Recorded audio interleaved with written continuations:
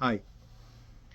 കേരളത്തിൽ ഒരു പെട്രോൾ പമ്പിൽ ശുചിമുറിയുടെ താക്കോൽ നൽകാത്തതിന് പമ്പുടമയ്ക്ക് ഉപഭോക്തൃ തർക്ക പരിഹാര കോടതി 1,65,000 രൂപ പിഴ വിധിച്ചത് കഴിഞ്ഞ ദിവസമാണ്.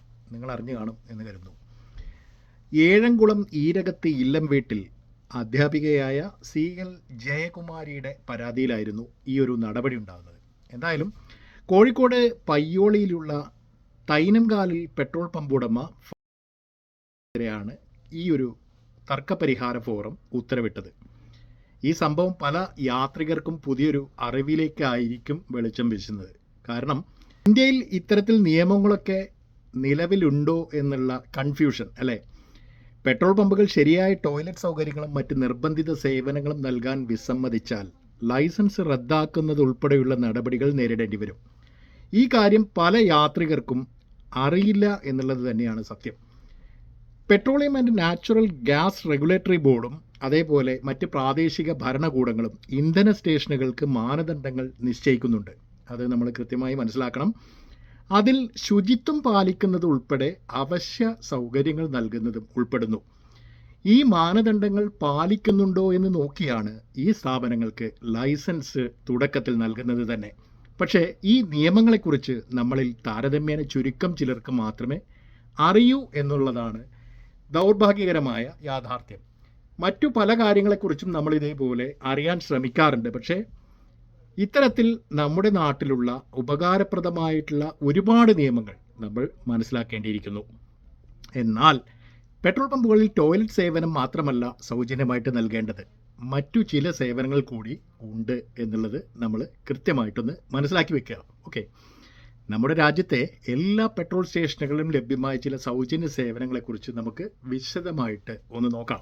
ശരിയായ ടോയ്ലറ്റ് സൗകര്യങ്ങൾ നൽകുക എന്നുള്ളത് ഓരോ പമ്പിൻ്റെയും ഉത്തരവാദിത്തം തന്നെയാണ്. യാത്ര ചെയ്യുമ്പോൾ ബാത്റൂം ഉപയോഗിക്കണമെങ്കിൽ പെട്രോൾ പമ്പിൽ പോയി ടോയ്ലറ്റ് ഉപയോഗിക്കുക എന്നുള്ളത് പ്രാഥമികമായി നമുക്ക് ചെയ്യാൻ കഴിയുന്ന ഒന്ന് തന്നെ. ഒരു വ്യക്തിയുടെ അടിസ്ഥാന ആവശ്യകത കൂടിയാണല്ലോ ഇത്.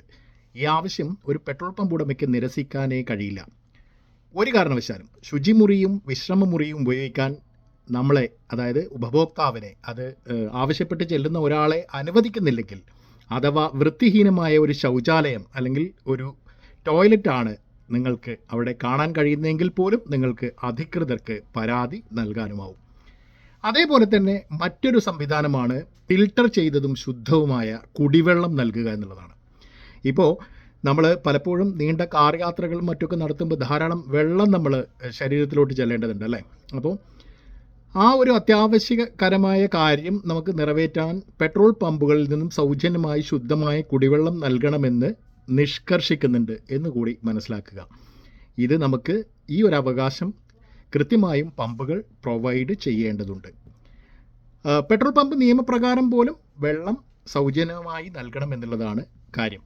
മറ്റൊന്ന്, പെട്രോൾ പമ്പിൽ നിങ്ങൾക്ക് ഈ സേവനവും, അല്ലെങ്കിൽ വായു ചെക്ക് ചെയ്യുക, അല്ലെങ്കിൽ നമ്മുടെ ടയറുകളിലെ വായു സമ്മർദ്ദം കൃത്യമായി നിലനിർത്തുക, അത് ആ ഒരു സൗജന്യം കൂടി പമ്പുകൾ നമുക്ക് സൗജന്യമായി നൽകേണ്ടതുണ്ട്. പലർക്കും ഈ വായു എന്താ പറയുക, നമ്മൾ ഉപയോഗിക്കേണ്ടതിൻ്റെ അല്ലെങ്കിൽ എയർ ചെക്ക് ചെയ്ത് പോകേണ്ടതിൻ്റെ കാര്യങ്ങളൊക്കെ അറിയാമായിരിക്കും. പലരും ഈ ഒരു സൗകര്യം ഉപയോഗപ്പെടുത്തുന്നുമുണ്ടാവും. അപ്പോൾ കൂടുതൽ ആളുകളിലേക്ക് കണക്ട് ചെയ്യാൻ പറ്റും. അറിയാത്തവരിലേക്ക് നിങ്ങൾ ഇത്തരം കാര്യങ്ങൾ ഷെയർ ചെയ്ത് കൊടുക്കണം കേട്ടോ.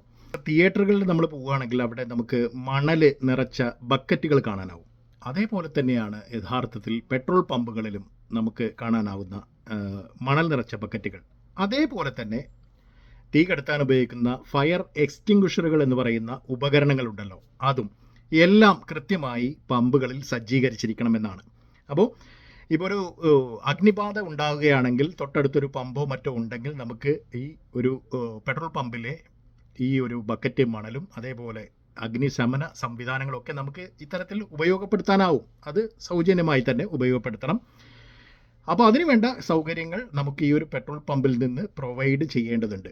അതേപോലെ തന്നെയാണ് മറ്റൊന്ന്, ഫസ്റ്റ് എയ്ഡ് ബോക്സ്. തീർച്ചയായിട്ടും വാഹനങ്ങളിൽ നമുക്ക് ഫസ്റ്റ് എയ്ഡിനുള്ള സൗകര്യങ്ങളുണ്ടാവും.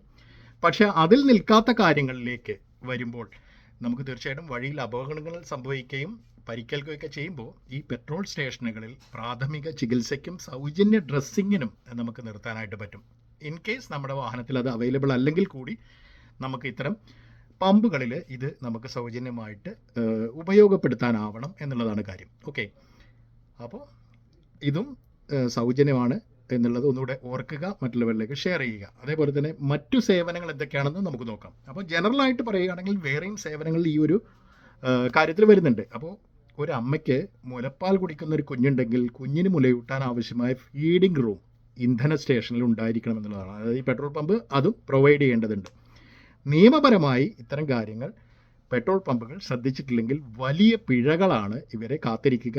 കൂടാതെ പമ്പിൻ്റെ ആ ഒരു ലൈസൻസ് കൂടി കട്ടാവുന്ന സ്ഥിതിവിശേഷം ഉണ്ടാകും ഒരു ഉപഭോക്താവ് പരാതിപ്പെടുകയാണെങ്കിൽ. തീർച്ചയായിട്ടും പരാതികളാണ് നമ്മുടെ നിയമ സംവിധാനങ്ങളെ ഉണർത്തുന്ന ഒരു ഘടകം. തീർച്ചയായിട്ടും ഇത്തരത്തിലുള്ള കാര്യങ്ങൾ നിങ്ങളുടെ ശ്രദ്ധയിൽപ്പെടുകയാണെങ്കിൽ മുഖം നോക്കാതെ പരാതികൾ നൽകാനും കൃത്യമായ ഫോർവേഡിംഗ് ഉണ്ടാവുന്നു എന്ന് ഉറപ്പാക്കാനും, ഇതേപോലെ സൗജന്യ സേവനങ്ങൾ അവർ പ്രൊവൈഡ് ചെയ്യുന്നില്ലെങ്കിൽ പ്രാദേശിക ഭരണാധികാരികൾക്കോ ജില്ലാ കളക്ടർക്കോ ഫയൽ ചെയ്യാൻ പരാതികൾ നമുക്ക് കൊടുക്കാൻ വേണ്ടിയിട്ട് കഴിയും. അതേപോലെ തന്നെ അവർക്ക് അധികൃതർക്ക് ഈ പെട്രോൾ പമ്പിൻ്റെ ഉടമസ്ഥനെ പിഴ ചുമത്താനും പെട്രോൾ പമ്പിൻ്റെ ലൈസൻസ് റദ്ദാക്കാനും ഒക്കെ കഴിയുന്ന തരത്തിലാണ് നിയമ സംവിധാനങ്ങൾ ഉള്ളത്. അപ്പോൾ ഉപഭോക്താവിന് സൗകര്യം ഒരുക്കുന്നതിനായി സ്റ്റേഷൻ മാനേജറുടെയും ജീവനക്കാരുടെയും കോൺടാക്റ്റ് നമ്പറുകൾ ചുമരിൽ കൃത്യമായി പ്രദർശിപ്പിക്കണമെന്നും നിയമത്തിൽ പറയുന്നുണ്ട്. ഓക്കെ, അപ്പോൾ പെട്രോൾ പമ്പിലെ ഈ സേവനങ്ങൾ ഉപയോഗിക്കുന്ന യാത്രികരുടെ അവകാശമാണെന്ന് മനസ്സിലാക്കുക. ഈ വ്യവസ്ഥകൾ കൃത്യമായി സമ്മതിച്ചതിന് ശേഷമാണ് ഓരോ ഇന്ധന പമ്പിനും ലൈസൻസുകൾ നൽകുന്നതും അനുവദിക്കപ്പെടുന്നതും. ഓക്കെ, അപ്പോൾ പൗരന്മാർക്ക് ഈ സേവനങ്ങൾ നൽകുന്നില്ലെങ്കിൽ പെട്രോൾ പമ്പ് ഉടമകളുടെ ലൈസൻസ് റദ്ദ് ചെയ്യപ്പെടുമെന്നും കൃത്യമായിട്ട് ഈ നിയമങ്ങളിൽ വ്യക്തമായി പറയുന്നുണ്ട്. അപ്പോൾ പൊതുജന താല്പര്യാർത്ഥം ഇത്തരം കാര്യങ്ങൾ, ഈ പെട്രോൾ പമ്പിൽ നിന്ന് ലഭിക്കുന്ന സേവനങ്ങളെല്ലാം ഉപയോഗപ്പെടുത്താൻ ശ്രമിക്കുക. എന്തെങ്കിലും തരത്തിലുള്ള വീഴ്ചകൾ സംഭവിക്കുന്നുണ്ടെങ്കിൽ കൃത്യമായി റിപ്പോർട്ട് ചെയ്യുക.